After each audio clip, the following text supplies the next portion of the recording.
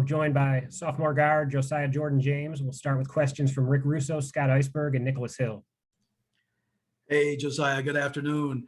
Coach Barnes was just on talking about how you guys have been in what he calls a real bubble for the last couple of days. Talk about what that's been like and about John Fulkerson, how much you guys are rooting for him to get back in action with you. It's been pretty tough. We've been shut down for a little bit on lockdown, but being able to get back into the gym yesterday and practice today, being able to get outside, we're being able to do a lot more as time goes on. So at first, when we were locked down in our room for, I think, 20-something hours, it was tough. Guys were just chomping at the bit to just get outside the room.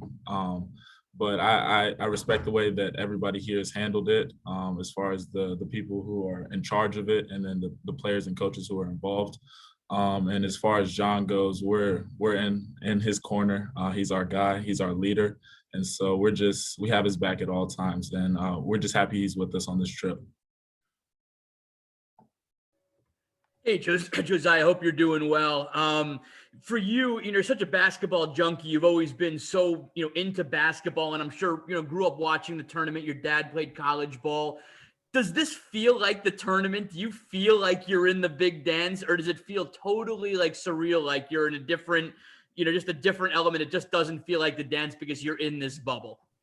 It definitely does feel like the big dance.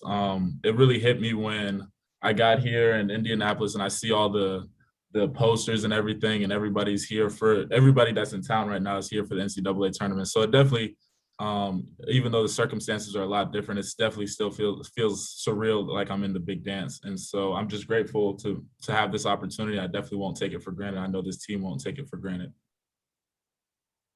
Josiah, I know you've known who you're going to play since Sunday, but just take me through the moment that you found out you were going to play Oregon State, and just what that initial feeling of knowing that you see your name on the big screen during Selection Sunday, and just what are your initial thoughts about Oregon State in this game, assuming the film that you've seen of them? We were all just grateful. We were in Nashville. We were in our team room, and we were watching Selection Sunday. We were just grateful to see our name up there on the board as a 5 seed.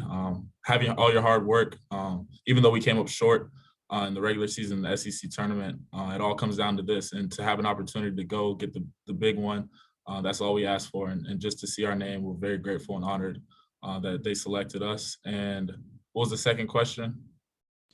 Just what are your initial thoughts about Oregon State based off the film you've seen of them?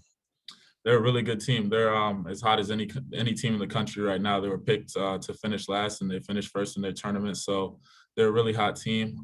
We started watching film on them. They're a really well-balanced team.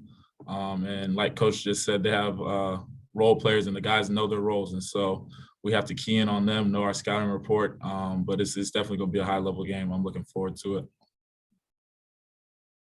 Stephen Winnow, Grant Ramey, and Rob Lewis. Here's thank you very much for doing this. I got a wacky question for you. Everybody knows the One Shining Moment song they play at the end of the tournament. When you were growing up, and you've obviously watched the tournament and watched that video, did you ever pretend you were in that song, hitting a buzzer-beating shot, try to get that video?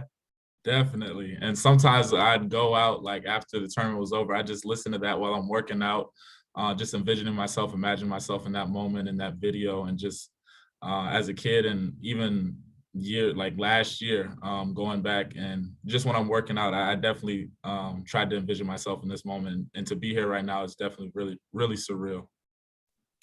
I'll keep you going down memory lane. Is there one game or one shot or one moment from the NCAA tournament from your childhood growing up that stands out the most? The shot that Jordan Poole hit, I forget, they were playing Dayton, I'm pretty sure. And he hit a go-ahead three-pointer at the buzzer. And my dad went to Michigan State, so he wasn't too happy about it. So that's why it just sticks with me. So just watching that game with him was a lot of fun. Josiah, how much more comfortable are you playing the 4 when you guys go to that small ball lineup than you were, back in December when it was really a new wrinkle? A lot more comfortable, and that just comes with experience. And then just knowing what the coaches and my teammates need from me. I feel very comfortable at the 4 spot right now because I've just done it so much. And I think that we're a really effective team with that lineup and with all of our lineups, but a lot more comfortable than I was in December, to say the least. Andre Monroe, Mike Wilson, and Vince Ferrara. Yeah, going into the tournament, has your mental or physical preparation changed at all? Not really. I feel like us as a organization, as a staff, as players, we go into every game preparing at the best that we can, whether it be practicing, working out, watching film. And so I don't think it's really changed. We know there's a lot more at stake, but we've been doing this all year. So we know that habits went out. And so we just tried to have the same habits all year.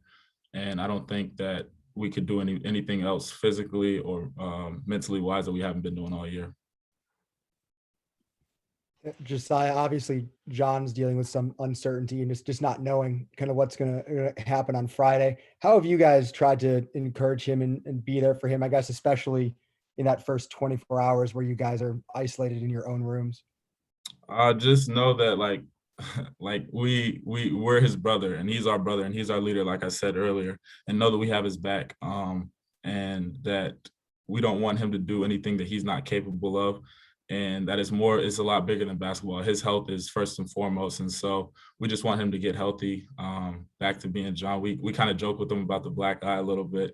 I think it's a good look for him, but I joke with him about it, but just keeping him in good spirits, because whether he plays in the game, if he doesn't play, it really doesn't matter. His health is first and foremost, and just seeing him smile and being the Folky that we know is our biggest concern. Josiah, two things. One, I know you've played in some good arenas in your time at Tennessee, but what do you think about playing in the home of the Pacers there at Bankers Life? And then also, Santiago Vescovia talked about how the backdrop in Nashville kind of messed with them a little bit. There was some adjustment. How much adjustment do you think a bigger arena and a different arena like that will make in terms of your shooting background? I'm really excited to play in the great arenas that we have here. Really excited. I know that there's a lot of history on every one of these courts, and so just to go out and try to make a history of our own is something that we try to think about and are going to try to do. And as far as the backdrop and everything goes, I really don't try to think about it, because I feel like if you think about it, then it'll have an effect. But I didn't really feel that way in Nashville. The rim's still 10 feet, but the backdrop definitely does have an effect on your perception and everything, but I just try not to think about it. Cal Baxter and Jerry Tipton. Josiah, you are going to host yoga today at 5 or 6 o'clock Eastern. What's that experience going to be like, and how much of it a change will it be to kind of maybe interact with some fans and people that do something different in this bubble? I'm really looking forward to it. When I woke up this morning, I wasn't thinking about practice, wasn't thinking about breakfast or anything. I was thinking about the yoga session. So I'm really excited. I have a couple of my teammates down, whoever wants to join me. And then as far as with the Facebook Live, I definitely look to interact with a lot of people, since, I really just tried to, I was going to do it regardless on my own, but for me to be able to do it for other people and hope that it has a good effect on their day, whatever they're going through. My teammates, I know they're bored, but people at home, just hoping that I can bring a little bit of laughter and feel good energy to them. That's really all I want to do with that. Yeah, and this is Jerry Tipton in Lexington. I'm wondering, I'm wondering about how the players are filling their time in their rooms.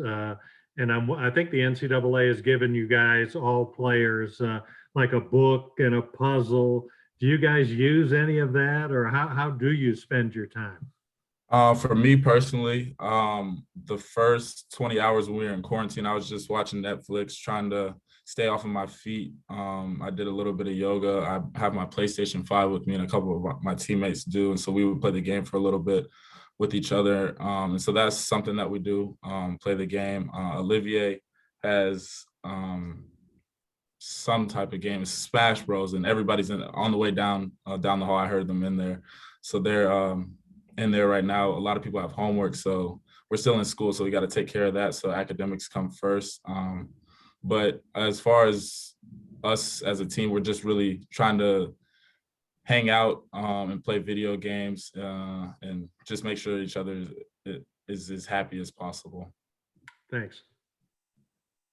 Mike Wilson, Trey Wallace, and Wes Rucker.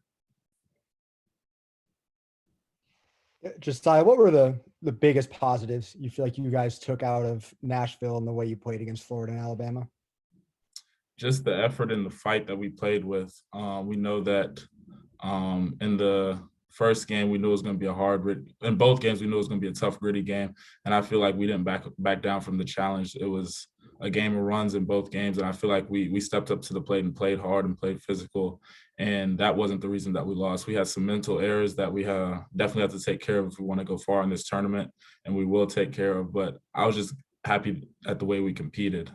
They were both really two high energy level games, and I don't think the stage was too bright for anybody. And I think that we prepared and played as best as we could. And being without Folky, we know that it was tough, but I think that we did as best as we could in both games. Josiah, how do you feel? Two questions. How do you feel like you've recovered from your sprained wrist that you talked about at LSU? How's that coming along? Do you have any problems with that still? And also, second part of the question, what is it going to be like when you get to walk outside today, get some fresh air for the first time in a minute? As far as the sprained wrist goes, I just took some time off, and like every other sprain, the doctor tried to explain it to me. You can't keep overworking it. It needs some time to heal and rest and get better. And it's at 100% right now, so that won't be a factor for me. And I'm really looking forward to going to get some fresh air. You can look outside. It looks beautiful outside. And I mean, this will be the first time we've been outside in a while. I know everybody's really looking forward to it, just to get some fresh air and just to breathe a little. Yeah, Josiah, when you were on Netflix there, what if you don't mind telling us, what were you watching? Were you more of a movie guy, or were you kind of streaming some shows? I finished up Queen of the South, and then I tried to get into I usually love Last Chance U. The football, I usually can watch it in like a day and a half, but I haven't gotten into the basketball season. I watched an episode. I think that since my life is filled up with so much basketball, I'm not really in the mood to watch even more basketball. But I finished Queen of the South, and then I actually started Naruto because a couple of my teammates are big anime guys, and I joke about them. I make fun of them a lot, and I decided since I have so much time, I'd give it a try. So I'm on episode 3 of Naruto. All right. Thank you, Josiah. Thanks, everyone.